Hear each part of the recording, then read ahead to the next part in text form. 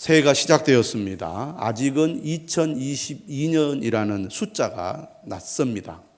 하지만 2022년은 어김없이 왔고 또 올 한 해도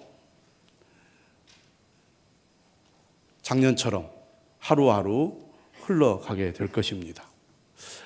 우리가 새해를 시작하면서 이런 표현을 많이 쓰죠. 희망찬 새해가 왔습니다. 하지만 여러분의 마음은 어떻습니까? 희망찬 새해가 시작되었다, 이런 기대보다는 올해는 별일 없어야 할 텐데 하는 근심과 걱정, 불안이 앞서기도 하는 그런 새해 초가 아닙니까?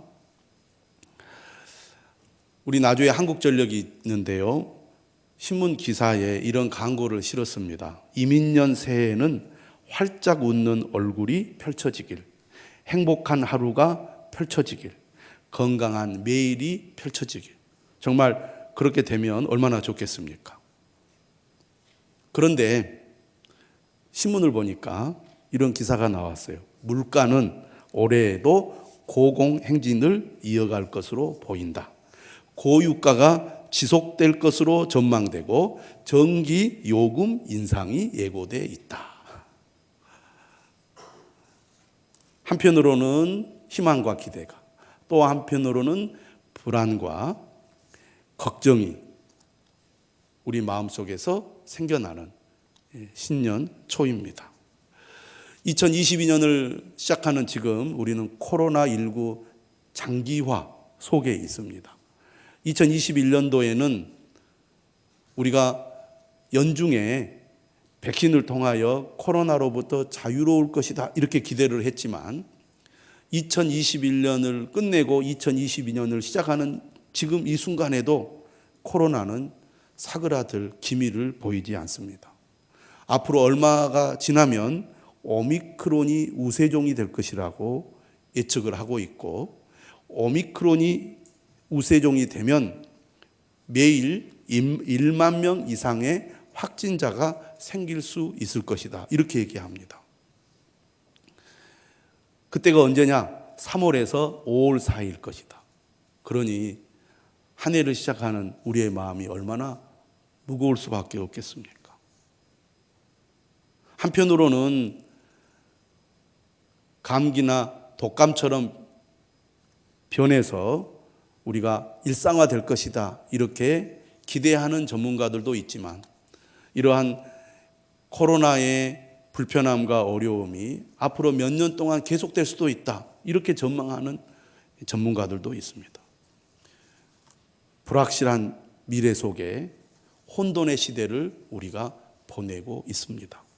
뿐만 아니라 대한민국은 대통령 선거를 앞두고 양쪽에서 벌이는 선거운동으로 말미암아 국민들은 더더욱 불안합니다. 기대보다는 불안이 국민들의 마음을 더 짓누르고 있는 그런 현실 속에 있다고 하겠습니다. 국제정세는 어떻습니까? 국제정세 역시 매우 불안하기 짝이 없습니다. 강대국들의 대결 속에 우리의 미래가 어떻게 될지 여전히 불안함을 가지고 있고, 이런 불안함 속에 사람들은 무엇인가 기댈 만한 것을 찾고 있어요. 2020년도에 복권을 구입한 구입액이 5조 원을 넘었고 2021년도에는 6조 원이 넘을 거라고 말합니다. 불안하니까 복권을 사서라도 뭔가 이 불안한 현실을 벗어나 보려는 그런 헛된 소망과 기대를 사람들이 하고 있다는 것입니다. 이러한 시대에 우리에게 진정으로 위로가 되고 소망이 되는 것은 무엇일까? 오늘 우리는 예수 그리스도만이 우리의 진정한 위로가 되고 소망이 되는 분임을 믿습니다. 어둠을 밝히는 빛이 되신 그리스도, 죽음의 세상에서 생명이 되신 그리스도, 우리는 이 믿음을 가지고 올 한 해도 출발해야 될 줄로 믿습니다. 히브리서 12장 2절은 말씀하죠. 믿음의 주요 또 온전하게 하시는 이인 예수를 바라보자. 따라서 합시다. 믿음의 주요 또 온전하게 하시는 이인 예수를 바라보자. 앞이 캄캄하고 불확실할수록 우리는 예수 그리스도, 그분만이 우리의 소망이요 힘임을 굳게 믿고 믿음으로 나아가야 할 것입니다. 그런 의미에서 요한복음은 우리에게 기대를 주는 말씀입니다. 금년 1월, 2월 우리는 요한복음을 함께 묵상하고 나누게 될 것입니다.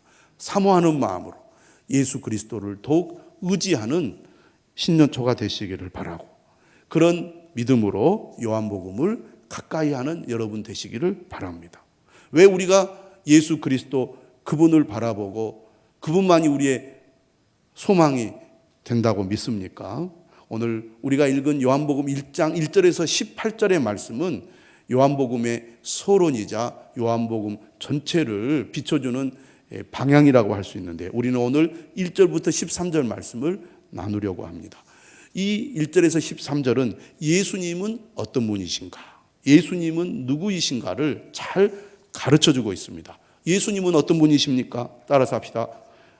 예수님은 하나님이 되십니다. 왜 우리가 예수님을 바라보고 의지하며 소망해야 됩니까?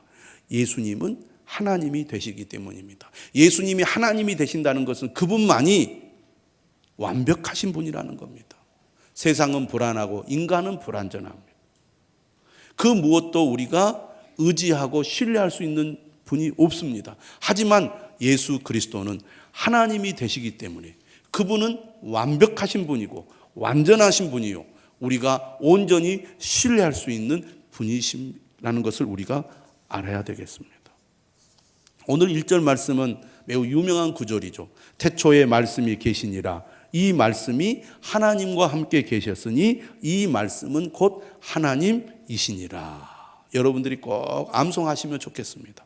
태초에 말씀이 계시니라. 이 말씀이 하나님과 함께 계셨으니 이 말씀은 곧 하나님이시니라. 여기서 말씀은 헬라어로는 로고스라는 단어를 사용하고 있는데, 가장 기본적인 뜻은 말씀이라는 뜻을 가지고 있습니다. 그러면 1절에 나오는 말씀은 누구를 가리킵니까? 우리는 1장 1절에서 18절까지 쭉 읽어가는 가운데 여기 1절에 나오는 말씀, 하나님과 함께 계신 말씀, 곧 하나님이신 말씀이 예수 그리스도이심을 알 수 있습니다. 1장 14절은 이렇게 얘기하죠. 말씀이 육신이 되어 우리 가운데 거하시매. 말씀이 육신이 되어 우리 가운데 거하신 분이 누굽니까? 예수 그리스도입니다. 우리가 그의 영광을 보니 아버지의 독생자의 영광이요. 아버지의 독생자가 누굽니까? 예수 그리스도입니다.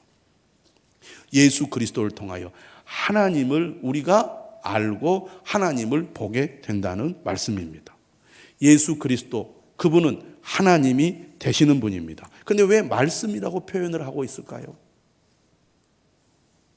태초에 말씀이 계시니라. 여러분, 구약 성경을 보면 하나님은 말씀으로 세상을 창조했고, 말씀으로 세상을 유지하고, 말씀으로 통치하고, 말씀으로 자기 백성과 소통하고, 말씀으로 구원하고, 말씀으로 심판하셨습니다.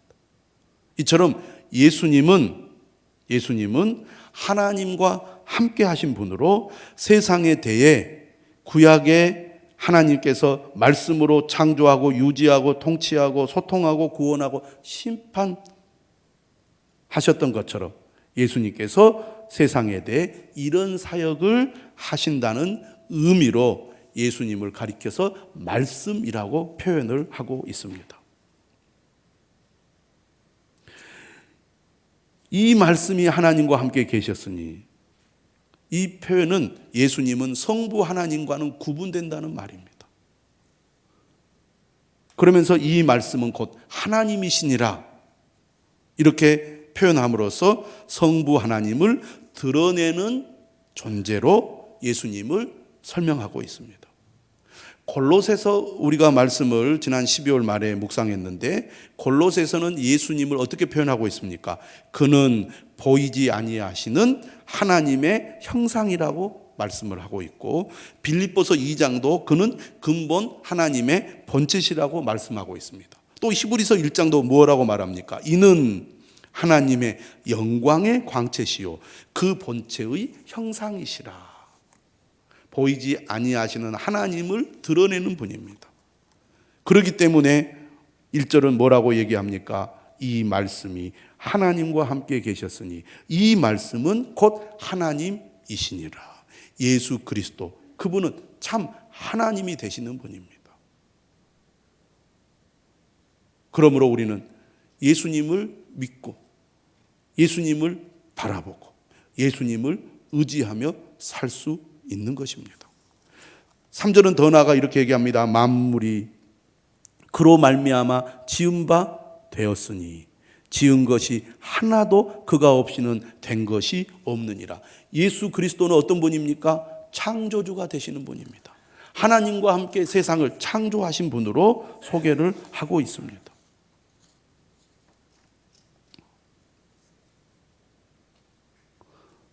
하나님께서 태초에 말씀으로 천지를 창조하셨죠. 예수 그리스도께서 하나님의 창조에 동참하셨습니다. 예수님께서 창조주가 되신다는 말씀을 히브리서 1장도 이렇게 표현합니다. 그로 말미암아 모든 세계를 지으셨느니라. 골로새서 1장 16절은 뭐라고 얘기합니까? 만물이 그에게서 창조되되 만물이 다 그로 말미암고 그를 위하여 창조되었고, 예수 그리스도가 하나님과 함께 창조자가 되신다는 것은 예수님이야말로 만물의 주인이 되신다는 얘기입니다. 만물이 다 그로 말미암고 그를 위하여 창조되었다. 골로새서 1장 말씀하고 있지 않습니까? 오늘 본문 3절도 만물이 그로 말미암아 지은 바 되었으니 지은 것이 하나도 그가 없이는 된 것이 없느니라. 신약 성경은 예수 그리스도께서 이 땅에 오셔서 우리의 구원자가 되시고 그의 죽으심으로 말미암아 우리를 죄사하는 이 사역을 가리켜서 새 창조의 사역이다 이렇게 말합니다. 따라서 합시다. 새 창조. 우리가 천지 창조 때 하나님께서 첫 창조를 하셨듯이 이 땅에 인간으로 오셔서 우리를 구원하신 사건을 새 창조라고 말합니다. 자, 그런 의미에서 3절의 말씀을 다시 한번 보십시오. 지은 것이 하나도 그가 없이는 된 것이 없느니라. 이 세상 만물은 하나님께서 창조하셨어요. 하나님이 창조하지 않은 것이 없습니다.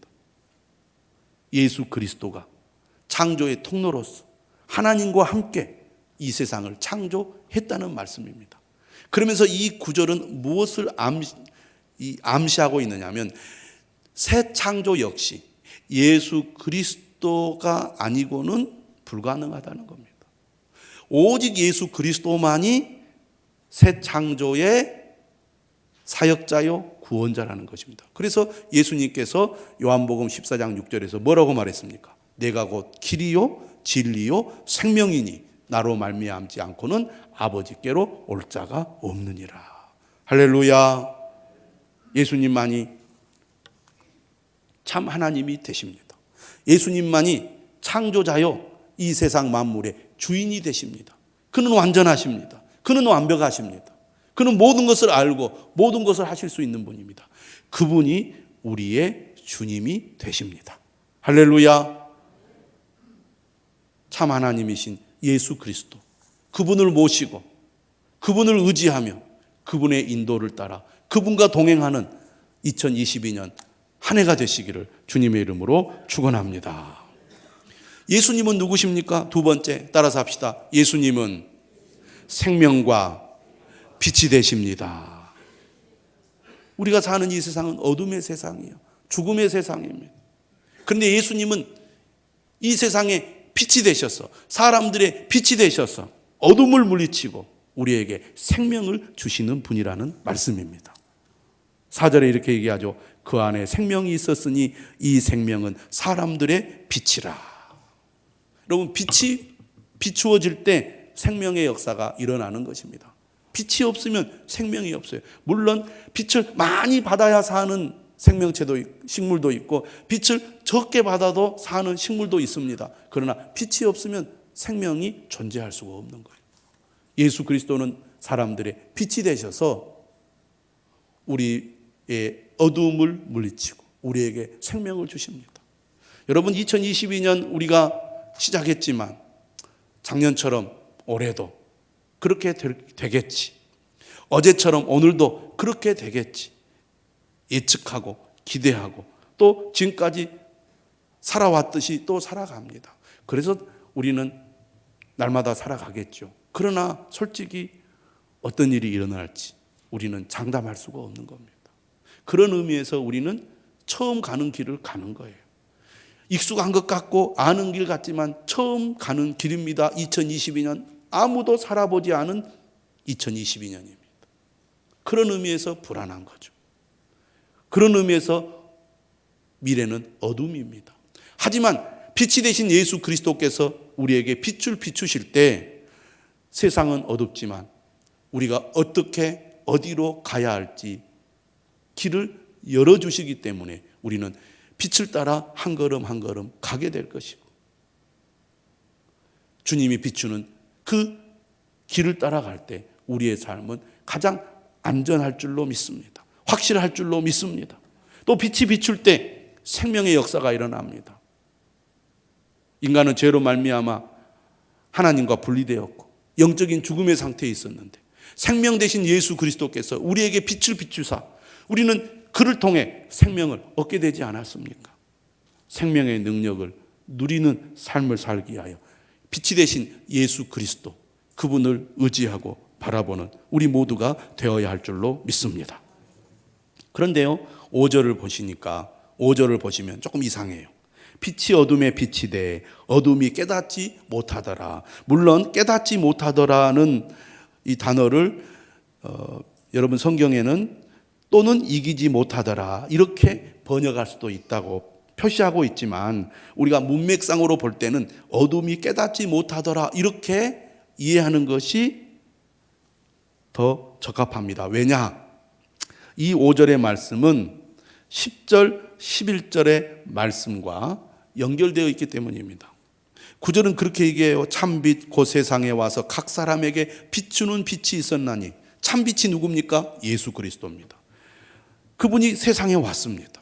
인간이 되셔서, 다시 말하면 성육신 하셔서 우리에게 오셨습니다.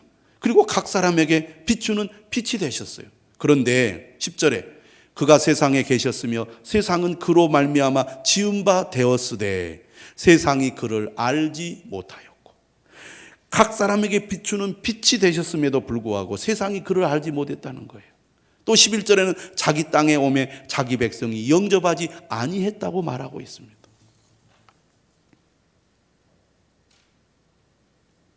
여러분, 빛이 어둠에 있으면 자연히 존재감이 드러나지 않겠습니까? 그런데 어둠이 깨닫지 못했다고 합니다. 표현이 이상하죠. 우리는 이 말씀을 상징적으로 접근을 해야 합니다. 무슨 얘기냐? 요한복음은 빛과 어둠을 대조하여 표현하고 있습니다. 빛과 어둠을 상징적으로 사용하고 있다는 겁니다. 빛은 하나님의 통치 영역을 가리키고 반대로 어둠은 하나님을 거절하는 세상을 상징한다는 것입니다. 빛이 어둠에 비쳤다는 것은 무엇을 의미하느냐? 하나님 나라의 주인이 자신을 거절하는 것으로 왔다는 것입니다. 빛이신 그리스도께서 자신을 거절하는 어둠에 왔을 때 어둠은 어떻게 반응하겠습니까?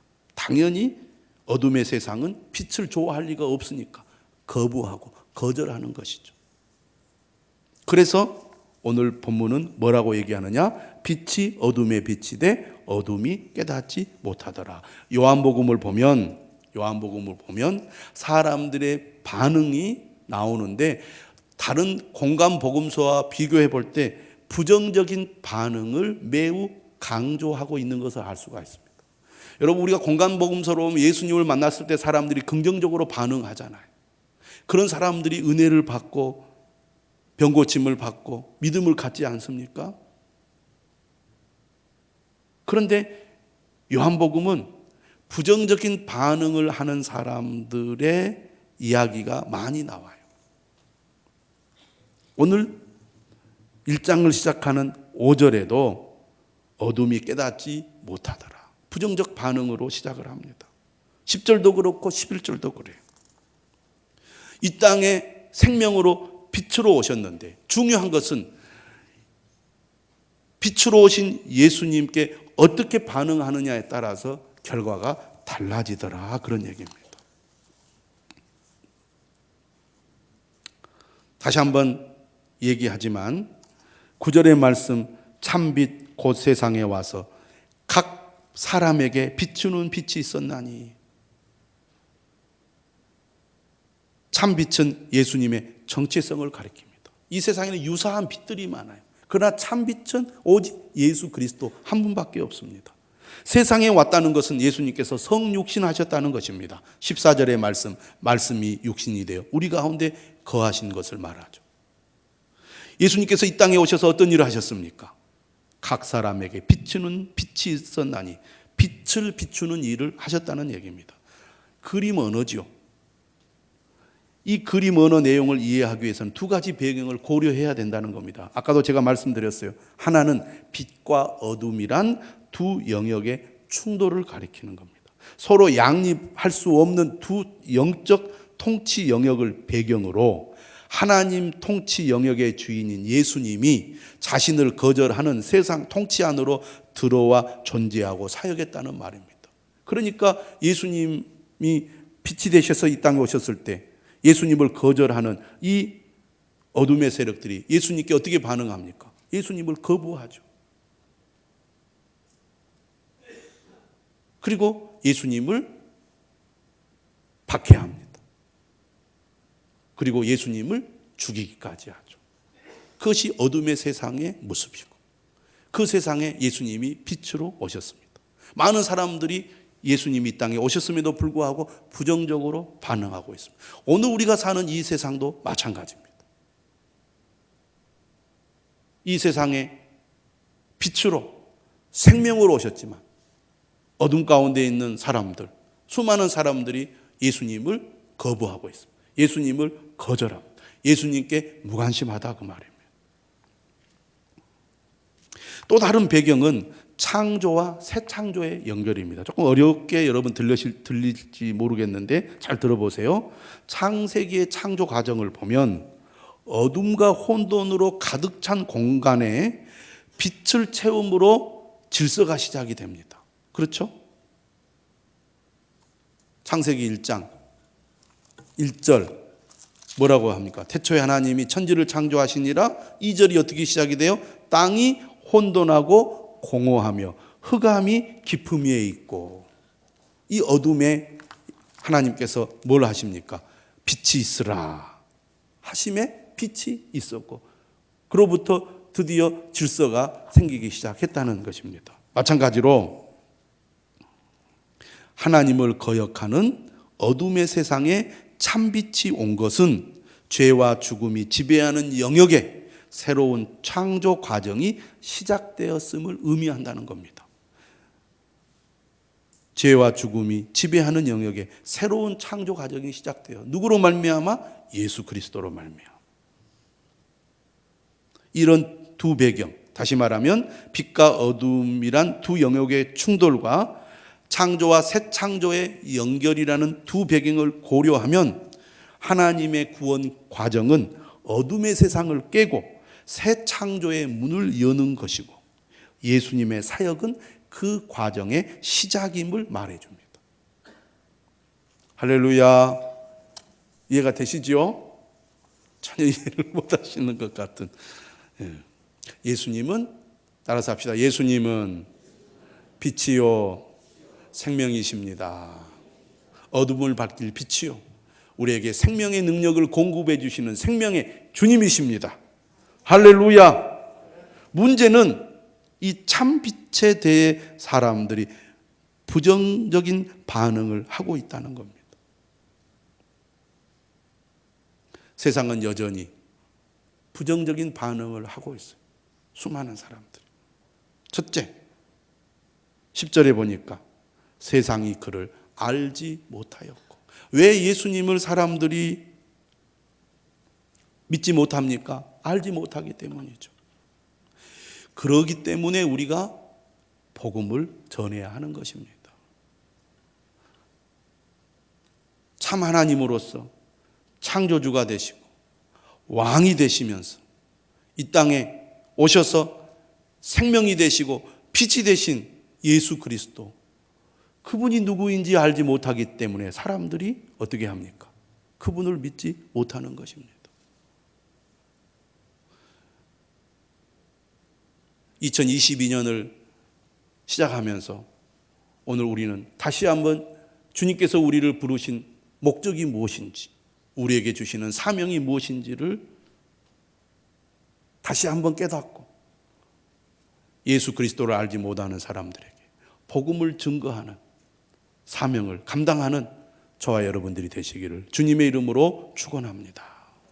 우리 자녀들에게도 이 복음을 전해야 되겠습니다. 19세기 영국 문학을 대표한 찰스 디킨스 들어보셨죠? 찰스 디킨스가 무슨 얘기를 했느냐?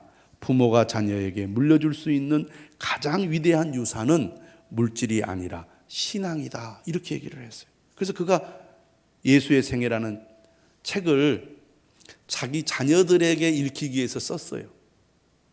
출판하려고 쓴 게 아니라. 그러다가 1930년대 초반에 출판을 했습니다. 죽고 난 뒤 한참 지나서. 그 책에 이런 내용이 있어요. 사랑하는 아이들아, 아버지는 너희에게 그리스도의 생애에 관해 꼭 알려주고 싶단다. 세상을 사는 모든 사람은 그분에 대해 알아야 하기 때문이지.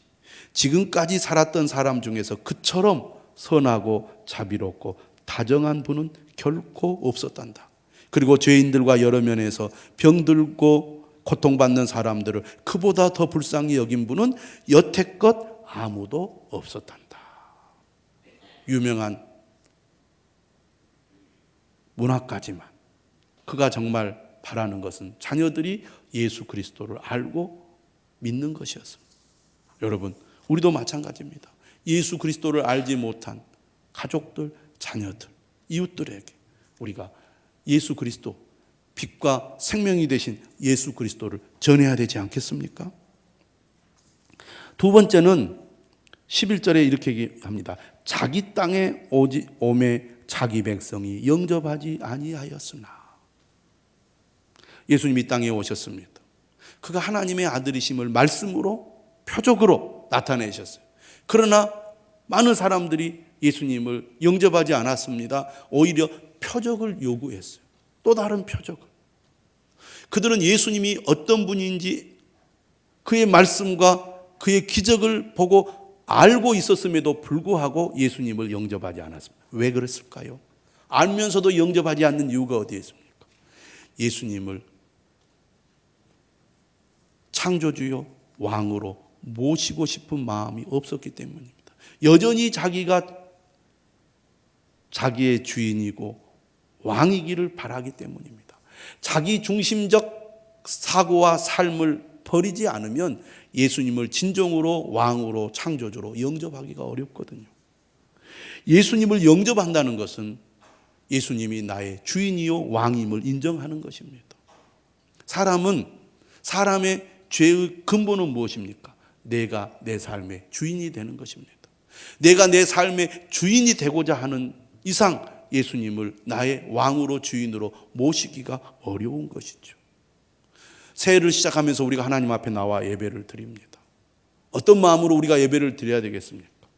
내 생명의 주인은 하나님이십니다. 내 시간의 주인은 하나님이십니다.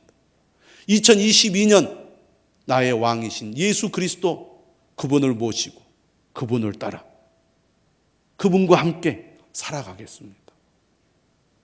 그런 마음으로 오늘 이 자리에 나오지 않으셨습니까?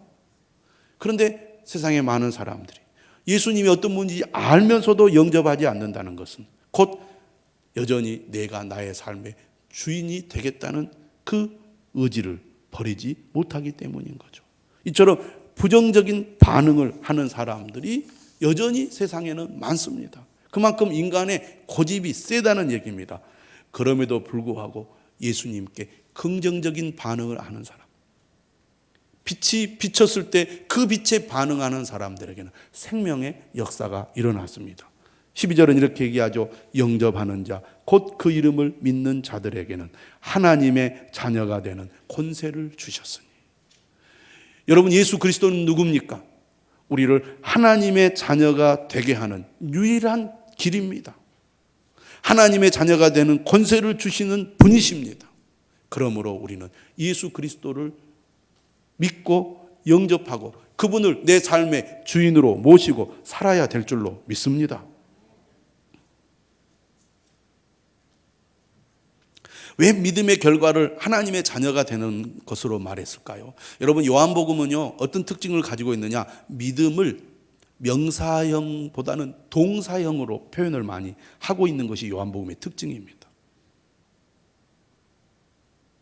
그래서 영접하는 자 이렇게 말하죠. 영접하는 자, 그 이름을 믿는 자들에게는 하나님의 자녀가 되는 권세를 주셨으니, 왜 믿음의 결과를 하나님의 자녀가 되는 것으로 말했는가? 이것도 두 가지로 얘기할 수 있는데, 첫째는 예수님의 사역의 결과를 새 언약과 연결하기 위해서입니다. 언약의 핵심은 뭐냐면 하나님과의 관계예요. 호세아서가 있습니다. 호세아 1장 10절에 이런 말씀이 있습니다. 이스라엘의 불순종 이후에 주님은 새 언약을 약속하고 주께 돌아온 자들을 자녀 삼겠다고 말씀을 하셨어요. 주께로 돌아온 자들을 자녀로 삼겠다고. 하나님의 자녀가 된다는 것은 약속된 새 언약 관계가 예수님을 통해 성취된다는 의미를 가지고 있습니다. 또 두 번째, 왜 믿음의 결과를 하나님의 자녀가 되는 것으로 말했는가? 창조 목적의 완성으로 소개하기 위해서입니다. 예수 그리스도를. 여러분, 에베소서 1장 5절에 보면 사도 바울이 어떻게 말을 했냐면, 창조 전에 하나님의 계획을 양자됨으로 말하고 있습니다. 양자됨. 다시 말하면 자녀로 삼는 것이죠. 하나님은 창조 전부터 어떤 계획을 가지고 있었느냐? 인간을 하나님의 자녀로 삼겠다는 계획을 가지고 있었다는 거예요. 다시 말하면 하나님의 가족으로 삼아 사랑으로 함께 살려는 것입니다. 이 하나님의 본래 목적이 예수님을 통해 성취되기 시작했고 마지막 날에 완성될 거라는 거죠. 요한계시록 21장 7절이 이렇게 되어 있거든요. 이기는 자는 이것들을 상속으로 받으리라. 나는 그의 하나님이 되고 그는 내 아들이 되리라. 여러분, 예수 그리스도만이 우리를 하나님의 자녀가 되게 하십니다. 2022년도 우리가 불확실하고 어두운 세상 가운데서 참으로 확실한 삶을 살아가기 위해서는 예수 그리스도를 바라보고 의지해야 될 줄로 믿습니다. 예수 그리스도가 참 하나님이시요 창조주가 되시기 때문입니다. 예수 그리스도가 우리에게 빛이 되시고 생명이 되시기 때문입니다. 예수 그리스도만이 우리를 하나님의 자녀가 되는 권세를 주실 수 있는 분이시기 때문입니다. 이는 사람의 힘으로 되지 않습니다. 혈통으로나 육정으로나 사람의 뜻으로 나지 아니하고 오직 하나님께로부터 난 자들이니라 말씀하고 있지 않습니까? 하나님만이, 하나님의 능력만이 우리를 예수 그리스도를 주로 믿고 영접하게 할 수 있습니다. 우리는 그 은혜를 받은 자입니다. 2022년 새해를 시작하는 첫 주일, 다시 한번 예수 그리스도, 그분만을 바라보고 그분만을 소망하고 그분만을 의지하는 저와 여러분들이 되시기를 주님의 이름으로 축원합니다.